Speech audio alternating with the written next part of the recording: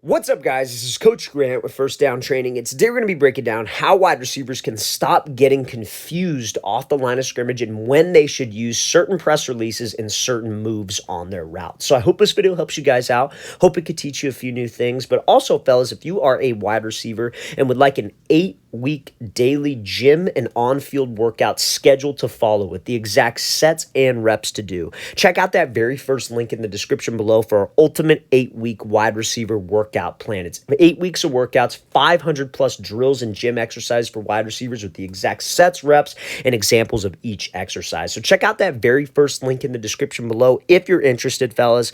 Let's get started with this video. So there are a million different press releases, million different moves that you can use on your routes. How do you know when to use those moves, and how can you stop getting confused, right? Because we get this question a lot. Wide receivers will come up to the line, they see a pre-snap look from a DB, and they get confused. They freeze up. They don't necessarily know how to attack a DB, and it all comes down to keeping things simple, right? So we talk about, like I said, a bunch of different releases, a bunch of different moves that you can use, but that doesn't necessarily mean that it works for every single wide receiver.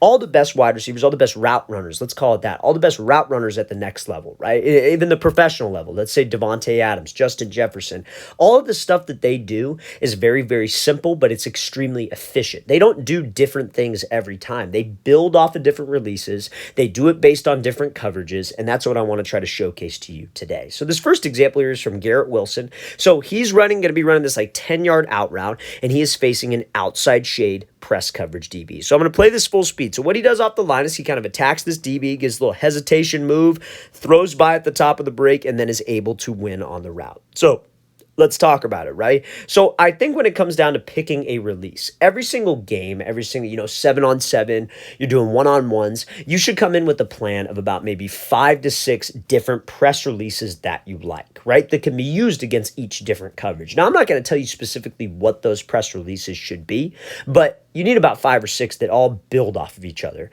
Because when it comes down to your pre-snap process, that's how you pick a release. So if I come up to the line, what do I mean by pre-snap process? That's identifying 3 specific things. And this is what every wide receiver should think when they come up to the line. And that's how they can execute their plan. And it's not that complicated to figure out. It does not take that much time. And when you get good at it, you could identify it in less than 5 seconds. So we come to the line. First things first, we look for the leverage of the DB. So what do I mean by leverage? I mean that he's either inside shade, he's head up, or he's outside shade. What leverage does he have? If he's inside shade, that means he has inside leverage on us. If he's head up, that doesn't mean he really has a leverage. He's just in head up press. If he's outside shade, that means he has outside leverage. So this DB's outside shade, that means he has outside leverage. So what does that specifically mean? And we don't have to think about it like this every single time we come up to the line. It should be automatic. We already know this. But he's outside leverage. He's trying to take away the outside. He's not trying to let us run a fade, run an out, run a corner. He's trying to force everything to the inside. So we automatically know that just by the way he is lined up. Can a DB disguise their leverage? Yes. He could line up outside shade, then jump inside. And that's on us as a wide receiver to be able to react. Playing the wide receiver position is just as much about reacting as it is about having a plan. But we can generally get the concept of what he's trying to do. Second thing is how close or how far is he, right? If he's pressed up right in my face, that might change the release that I use. If he's 5 yards off, that might change the release that I use. If he's an off man, like 8 yards away, that might change what I do. I don't necessarily need a release. I need to go attack him and close the space, right? And then last but not least is the coverage. So the coverage is kind of easy. You just can tell by if, he's looking at you in a squatted up stance. If he's outside shade with his eyes inside looking at the quarterback or maybe at the number 2 wide receiver, that tells you it's zone. So when you identify all of those things, that's how you come up with your plan. And again, fellas, film study is how you figure this out, because I guarantee you Garrett Wilson is not seeing this look for the first time in the red zone. Like, he's not just walking up, he's like, oh, that's weird, he's coming out like this. He probably has an idea of how a DB is going to line up against him through what he has done in the pre-work leading up to the game. So I'm sure a lot of you are high school wide receivers, right? You have a game, like, let's say on a Friday, you probably get film of the team that you are playing on, like, Sunday or Monday or whatever, right? You should be studying how DBs like to play against you. What leverage do they like? How do they like to play you? So when you see it in a game, you already have done the pre-work, you've already done the mental work of knowing, okay, this is what I'm going to do when I have this route. This is what I'm going to do when I have this, because you have seen it before. You have to see it before. It's not just a guesswork where you just walk out there and just guess. Now, I get it. In 7-on-7, one-on-ones, you probably obviously don't have film of the guys that you're going against. But again, that's why we do 7-on-7 and one-on-ones. It's to get better at that specific habit. So Garrett Wilson sees this, and he goes up, he attacks his leverage, then pushes up vertical. And you see when he comes off the ball, he kind of closes the space a little bit before he goes to the inside. Now, what if this DB was lined up like right on the line of scrimmage? Like he was up, maybe like not giving us any room. He probably wouldn't do that release. He'd probably give something quick jab, attacking the leverage, and take the inside release. It's the same concept of a release, but it's a little bit different based on how close or how far he is. So like I said, fellas, it comes down to the pre-snap process and having a plan going in. You should have about 5 to 6 things that you know you like against specific coverage looks. So let's play this full speed and then we'll get to the next clip. So he attacks him, takes the inside release on the out route, and then slips out and runs this out. That's a great job here from Garrett Wilson. Just textbook on how you would attack a DB. Now, this is going to be a DB who's lined up inside shade. I know it's kind of tough to see right here, but you kind of obviously see his feet. So he's inside shade. Automatically pre-snap process. And again, all the film that we upload, all the stuff that we post, this is a way for you guys to study this, like seeing it over and over again. Like we have tons of quizzes on this channel. We have tons of videos breaking down coverage on this channel. Like all of these things are ways for you to study and ways for you to understand that pre-snap process coming up, because it's got to happen fast. Like a lot of people misinterpret what we say on here. They think, oh, receiver will never think about all that stuff. And you're right. They never will think about that stuff in a game. I 100% guarantee you, though, they're slowing down the process. They're thinking about certain things when they're studying film. Like you hear like the old videos of like, Doug Baldwin on NFL Network talking about how he would approach his releases. And he used to have binders of the DBs that he would go against. Literal binders. Like there's a lot of material in those things. Why can't you do that exact same thing? Maybe you don't need to have a binder, but you can't even take notes on the guy that you're going up against. You should know everything about the coverage based on the film that you've seen that this guy shows you. But again, you should have a general knowledge of every single type of coverage that a DB is going to give you and how you can attack it, right? So let's watch what this wide receiver does. He's going to be running a dig route. So he comes off the ball, he attacks the DB's leverage, takes his outside release, gives a move, and then is able to win. So how does he know to do that? How does he execute this release? Pre-snap process, like we said. He knows coming up. Like let's say, for example, this dig route, right? Like let's say the dig is something that you're heavily working in your offense for the game plan this week. So you should have a plan on how to run a dig versus every single pre-snap look that you might see. So like, I'm going to go over all of them right now. Let's say we got inside shade press. You know that based on your pre-snap process that the DB's inside shade press, his goal is to prevent the inside route. And you have to run an inside route, you're probably going to end up taking an outside release. So maybe a release that I like to use is just, hey, I'm going to use just a quick crossover like he does right here. Now, let's say the DB is not inside shade pressed right on the line. Let's say he's like 2 to 3 yards off or 4 yards off, where he's in this like catch technique. What do you think you would do? You could close the space with him, then use the same exact crossover, but you closed space first, right? So that's the same type of release. You closed the space, then we took the outside release and went.